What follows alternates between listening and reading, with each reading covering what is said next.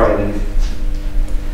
So Father, we just want to thank you for the privilege of being able to go out this evening. We want to thank you for just this town that we can go out and serve and just be available and just come alongside those that are out this evening, Lord. And Father, we just do pray your protection on each and every street pastor, on each and every person that's out this evening, on the door staff, on the police, on everybody that's involved in the nighttime economy this evening, Lord. We just pray your protection, we just pray your peace will fill this town, and we just pray, Lord, that you'll just be with us. We'll know when to get involved and when to hold back, Lord. And Father, we do really ask your blessing right now, Lord, just on this whole evening, Lord. And just pray you bless us as we go out with the film team as well, Lord. And just really pray that, Father, that we could just be available for whatever that comes along or comes our way this evening. In your wonderful name, Jesus, we ask this. Amen. Amen. So I was just wondering how long you've both been doing this for? Street Pass started 10 years ago, and or 10 years this July. So we got our anniversary on the actual our anniversary celebration on the 7th of July. So. Oh, okay, that's brilliant. So. Okay. Well, I'm fairly new to Basingstoke, but I've been a street pastor for nearly 10 years. My wife and I have moved up here from Weymouth, and we were involved in street pastors there and out once every 3 or 4 weeks or so. Oh, okay, so is it like a thing across the country, or? Yeah, and across the world now increasingly. It started in London, but the initiative has grown and grown. There's a couple of hundred places in this country, towns that have street pastors, but increasingly there's some in Africa, there's some in Australia, and into the United States as well. Oh, that's brilliant. So is it like funded through the church, or is it like self-funding? Because obviously you've got the materials like water, lollipops, flip-flops. Some and some. I mean, much of the funding comes from churches and private donations. Oh, okay. So occasionally there could be some funding from elsewhere, but actually I see it as a chance for the church to give something back to the community. So is it like a commitment thing? Do you commit yourself to every weekend, or do you just pick and choose when you want to come, or? It works on a rota, so what we have is we have whole teams. We've got about 50 street pastors, people that are involved with the project, and every Friday and Saturday we actually field teams. So we'll always have a team out on a Friday and Saturday night. Sometimes we might have 4 street pastors out. Tonight there's 8 involved tonight. We've got 6 on the streets, and then we've got Karina and myself that are in the hub, or the safe hub. So this is a place where we can bring someone who just wants to chat, a bit like the young lad that we had a little while ago. Yeah. You know, just needed to talk to someone. He'd going through a very difficult time, had a very tough very tough family situations, and just needed someone to speak to. Yeah. I think they are amazing. The way they dedicate like their evenings to going around and giving drunk people flip-flops, lollies, and making sure that they're okay and they get home safely, not just leaving them out and about on the street. So have you had any like personal experiences with them? Yes, I was very poorly, and they made sure I got home okay.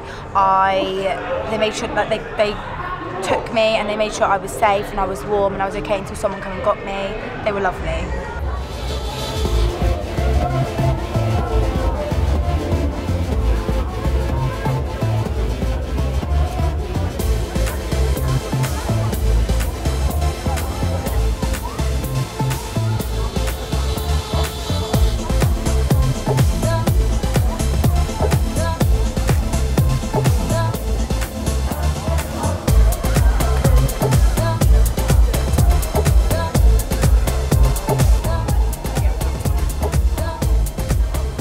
So how long has the hub been going on for? The Safe Hub's been going about 7 years now, I think. 7 years now, yeah, probably 6 years actually, sorry, apologies. Yeah, so the Safe Hub's been going 6 years, and originally started because we were chatting with one of the police, and what they found was with the Safe Hub, what people don't realise is that if someone gets drunk, or they get badly drunk on the streets, normally the first thing friends would have done in the past would have been to have called an ambulance. And so as soon as they call an ambulance, there's an ambulance now tied up with someone that's had too much alcohol. Now occasionally they do need an ambulance, but I would say probably 1 in 10 that we've found need an ambulance. The rest just need to sober up and need somebody just to look after them for a few hours. And this is where the Safe Hub has really helped many people over the years. And that was one of the reasons it started, because it was actually to try and sort of take some pressure off the A&E department and also the ambulance service, and you know, and I believe it's definitely done that, and I think many people would say that. Really? Brilliant. Yeah. Fair enough. Did they give out flip-flops in Basingstoke? Yeah. Yeah, flip-flops, water, lollipops. So how would someone become a street pastor? Okay, to be a street pastor, you're probably aware that Street Pastors is a church initiative, so it's run by the churches in Basingstoke. So there's over 20 churches and all different denominations that run street pastors. So normally the qualifications that we ask them to have are actually, I'll say qualifications, not qualifications, but normally what we ask is that someone's been part of a local church for at least a year. So they need to be part of a church for a year, and then they need to get references. So we take up references from their church leader, we take up private references from people that know them. We also do a DBS check, so disclosure and barring service check on each and every street pastor. And then what we do is we would then put them through a training, and so each and every street pastor has 8 compulsory sessions that they need to be trained on, so such as how to be a street pastor, drugs and alcohol awareness, youth culture, and listening skills, coaching skills, you know, so just to be able to help people, a bit like the young man today, where we've been trying to encourage him to go and get some support and get some help, and that actually, you know, he can't change his past, but he can change his future. So we really work with the young, you know, people in that way. So we give them training. Once they've been through the training, once they've done for at least 4 sessions, and they've got all their once they've got all their references back, then we allow them then to start walking with a team. But they would normally walk with experienced street pastors, so people that have already been walking for a while.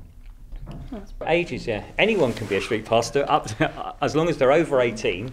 And the oldest street pastor, I believe in the UK, is over 90 years of age. So and I've got somebody I'm talking to in the church that I go to at the moment, and I think he's 81, and he's looking at becoming he's possibly going to consider being a street pastor. So you know, yeah, nobody's too old. That's amazing. So I normally, when I'm actually talking about street pastors, I normally ask people to say, "Is there anyone here over 100?" You know, because anyone could be. But no, they have to be over 18, obviously, to be a street pastor. But then apart from that, it's no age limit. Oh wow! So obviously they need to have a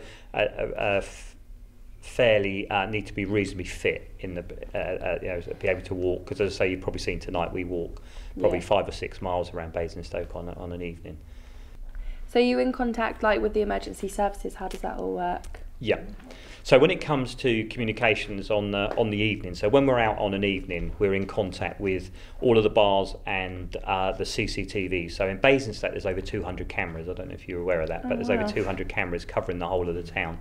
So basically what we're doing is we're in constant contact. So in my ear now, as I've got an earpiece on, if any of the door staff call for support, and often, you know, they might just say, can we have a street pastor here because someone's had too much to drink? Can we have a street pastor here because somebody's upset and, you know, and crying?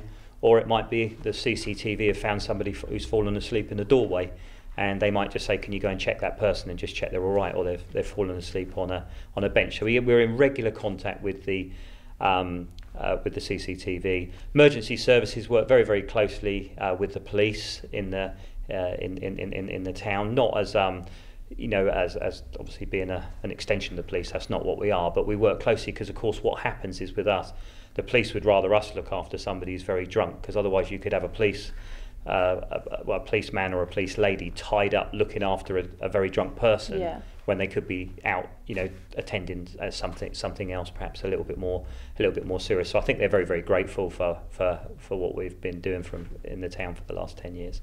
So and then the emergency, and then if we talk about the ambulance service, again, we say probably 2 or 3 times a month we might have to call an ambulance to the town, so they know us, and you know, when when the street passers get on, call them. We still call 999 as any other person, you know, a member of the public would call. You know, we'd still call 999, but of course they are aware of us, and they normally know that if we are calling for them, we need an ambulance, and they're normally fairly responsive, which is great. But again, they're under pressure at times as well. So. So would you find they'd be quite lost everyone in town would be quite lost without street pastors then? Oh yes. I think many people would say that. You know, it's quite funny at times when we get called to somewhere. I remember a number of years ago when I turned up at a young girl that we'd been called to. She was very, very drunk, and the first thing she said to us, "Where are you? We've been asking for you for ages. You know, why aren't you here?" You know, so yes, I think the town would definitely miss us. I think, and you probably find that tonight as you're going around talking to some of the door staff. I would think they would actually confirm that. It must be quite rewarding. I don't know if I'd use that word. But what word would I? Gratification. Yeah. A sense of pleasure in here.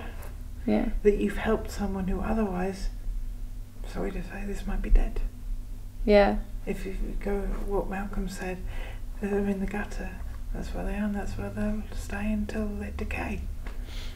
I'm being extravagant. Just a bit. But literally, I mean, there was one girl once that was found in her own vomit. Really? How dangerous could that be? Yeah. I'm sure there's people that got lost. Yeah. But they're lost here as well. I think from rewarding is actually, I think one of the things that's really encouraging is what you find is, even though we help lots of people, we've got 50 people out, it's when someone the following week comes up and says, a bit like you said, you met the guy tonight from Aberdeen who said, you know, you've been helped out by Aberdeen Street Pastors, and we find that, you know, where you're out on the actual streets, a team from the previous week has helped someone. They've come up and they've said, I've just come up to say thank you for helping me. I can remember one young man one night came up and he apologised to us because he said, you know, occasionally we get people that don't really know what we're about, and you know, one young man one evening decided that he'd said some not nice things to some street pastors, and he said he woke up the next morning, he felt so bad he had to come and apologise. So a week later he sees us on the street and he comes up and says, I've just come up to say sorry to you for the things that I said to you that night. And we just said, look, no problem, don't worry about it, you know, it's not a problem. He hugged one of the other street pastors. But the interesting thing was, just as he said that, 2 seconds later somebody else come up and he said, I've just come up to say thank you because you saved my life. He said, I don't want to talk about it and what happened, but he said some street pastors, and that wasn't me, it was probably one of the other guys that was out a few weeks previous, and they just see the hat and they see the uniform, and they just, you know, but they regularly come up and say thanks. And to me, that's the thing that really is just, you think actually we're doing okay. You know, some nights when it's really cold out there and it's, you know, you've had a tough, you know, we've dealt with some few tough things over the years, and but you know, to actually someone just come up and say thanks for helping me last week, or thanks for helping my friend, you know, that's enough for us. And you know, and occasionally we've been recognised with some awards. As we said, we've just been told this week that there's the High Sheriff is going to give us an award for supporting the community, which is nice because you see people recognise that, and the police have done that in the past as well. So yes, I know it's good. We enjoy just helping people, isn't it? You know, that's what it's about. Yeah, it's nice. Just, you know, you want people to be better for meeting you, and I think that's what we always want with street pastors. You know, it's just people, whenever anyone meets a street pastor, we want them to be better for meeting them. No, I think you've helped so many people. Like you've helped me in the past, you've helped other people in the past, so it's brilliant. We all are really grateful as well. We all talk about it, like my parents, they think it's nice going out, like knowing that I've gone out and I'm out on my own, but there is someone there who is looking out for me. Yeah, and I think that's what we like, you know, when a mum and dad come, sometimes they're a bit embarrassed, you know, because their child's had too much alcohol, and they say, don't worry about it, you know, that's what we're here for, to look after them, and yeah, as long as you've got them there and they're safe, that's fine for us.